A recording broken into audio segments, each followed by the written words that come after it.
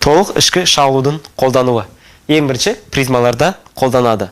Призма қайда қолданады? Бинокльдерде қолданады. Мысалы, бір призманы қарастырайық. Призма бізде шыныдан жасалады. Жарық түскен кезде түскен бұрышымыз 45 градус болады. Егер еске түсіретін болсақ, шыны үшін шекті бұрыш бізде 42 градус. Сондықтан 42-ден жоғары ары қарай өтіп кетпей, кері қарай қайтады. Осы құбылысқа біз толық ішкі шағылу дейміз. Екінші біз қолданатынымыз бұл волокондық оптикада. Барлық телекоммуникацияда бұл қазір кең таралған, шыныдан немесе пластиктан жасалған сым болады. Ішіне жарық жіберетін болсақ, бұл түскен бұрыш әрқашанда 42-ден жоғары болады. 42-ден жоғары болған үшін ішке қарай шағылады. Енді осыған көптеген шағулардың арқасында жарық сыртқа шыға алмай, осы сымның профилін қайталайды.